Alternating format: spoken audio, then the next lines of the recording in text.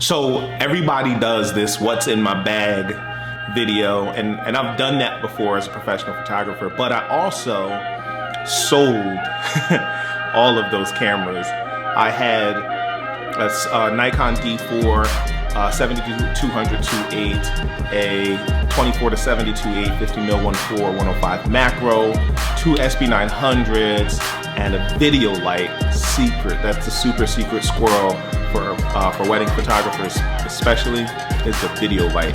That drink changes the game. So if you need one, if you don't have one, get one. But I sold all of that, and I sold it not because it was a bad system. I sold it because I wanted to get into a new system. I think that the D4 was incredible, and I was comfortable shooting up to like 12,800 on ISO, so that was good. Being able to shoot at 11 frames per second was kind of tasty. I kind of enjoyed that a little bit. I shot Nikon versus Canon because, seriously, ergonomics, right? Because the Nikon camera felt better in my hand than the Sony did, and the system made sense more than the Canon did, and the system made more sense to me than the Canon did, having the adjustable wheel in the front and the adjustable wheel in the back, not that round thing that Canon had that I didn't understand. So for those reasons I got in, but for different reasons I'm kind of getting out, right? And primarily because I think that the way technology is moving forward, where digital technology is really jumping up, mirrorless cameras are really like the thing to have, especially if you're gonna shoot weddings, which I'll continue to, although my primary business model has changed. But if you're gonna shoot weddings mirrorless, right, being able to go silent at one point is incredible. Nikon wasn't keeping up, right? They still make these huge bodies, which have their place. I did enjoy that, but I also wanted a smaller camera body that really got it done for me. That's something that still had all of the pack that the big camera had, but not having to be a big camera. Introduced to me, and not newly to the world, but the Sony A7S II. It's doing everything that my Nikon D4 did. And the Nikon D4 cost $6 grand to get into brand new, where the Sony A7S II cost $2,500, $2,600 to get in brand new.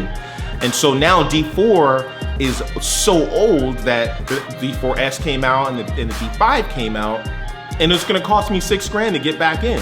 And I don't really feel the need to spend the $6 grand to get back in, especially when Nikon hasn't stepped up to the mirrorless, and the things that they've added aren't worth buying a new camera for, right? So I know somebody's asking that question, well, why buy the D5 when you have the D4 and it's perfectly fine? It is, and that's exactly my point. Why buy the D5, right? So my desire to switch over to a mirrorless system, to switch over to something that can be easily handheld, something that's lightweight and toteable, because wedding photographers can attest, walking around with that camera 7, 8, 9 hours a day, it gets heavy after a while. Big lenses, big camera body, it gets heavy after a while. If I could put together, and I will, my dream bag as it stands, even though the Sony A9 has been announced and released and is all over the place, I don't think that's the camera for me. I don't think that 20 frames per second is really that enticing to me. And let's put this in perspective.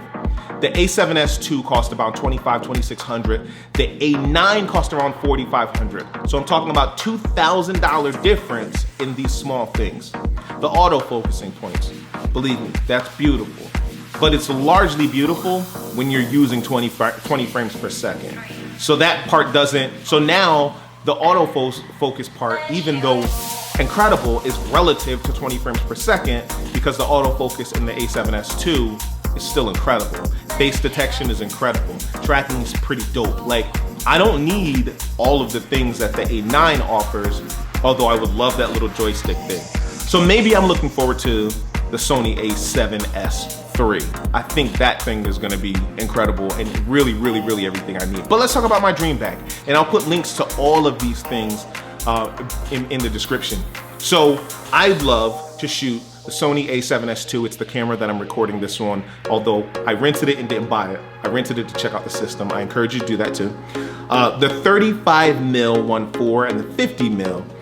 And so these are prime lenses, and maybe you've seen my video on prime versus zoom lenses. I'm a fan of prime lenses, but even with that, the third lens that I'd add into this would be the 70-200 2.8. And that's because the cost of getting in, first, Sony doesn't have an incredible 200 prime yet, but the cost of getting into a 200 prime is more than the cost of getting into the 70-200, and I find the versatility of 70-200 2.8 a little bit more appealing than just the 200 prime, although it sounds beautiful, and maybe some point down the line, I find myself at a 35, 50, 85, and a 200 prime. But for now, the Sony A7S II, beautiful. Like, hands down, it's my go-to right now.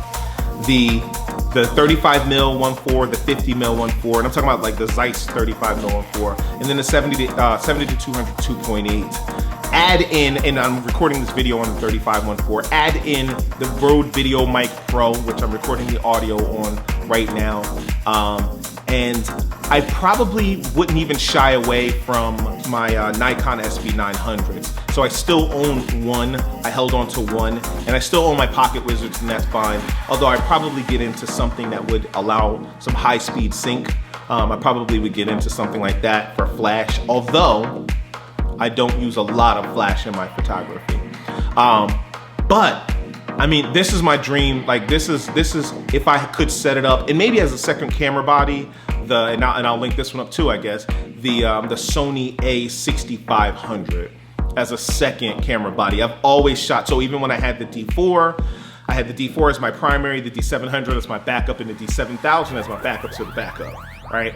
And that really happened because I kept those camera bodies as I grew up, right? I grew up with the D40 as a hobbyist, pulled in a D7000 as a professional, and there's a video on what makes a professional versus non-professional. The D7000 is professional, D700 to really step up that professional, and then the D4 when I was really doing well as a wedding photographer, not just because it was a cool camera, but because I was doing well and I wanted to be able to take my production quality to the next level. So I stepped that up. Now I understand all of those things, and I'm saying I need to start right at the Sony A7S II, hopefully the Sony A7S III, and kind of see what happens. But I'd like to know what are you wishing for? What are you really hoping for? What camera equipment? What system do you subscribe to? And have you even looked at this Sony system? Because I'm telling you, they're making waves, and I think there's a lot of good things to come. Like this video, let me know. Give me some social proof. Maybe you've seen my video on that as well. Share it with somebody who you think might be in the market to shop for some professional level camera equipment, and maybe, you know, some of the information here might be helpful. And if you haven't done so already, I mean, the subscribe button is just right there. All you have to do is it takes half a second, mash it up real fast, and then we get to keep talking. And I'll talk to you next time. Peace.